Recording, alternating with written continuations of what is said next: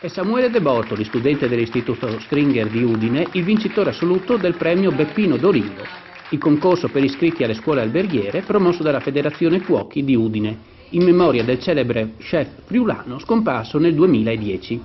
È stata un'intera giornata di gara, ospitata dal ristorante Belvedere di Tricesimo, che ha visto sfidarsi 32 studenti, oltre che dello Stringer, anche del Civiform di Cividale e dell'Inussio di Tolmezzo.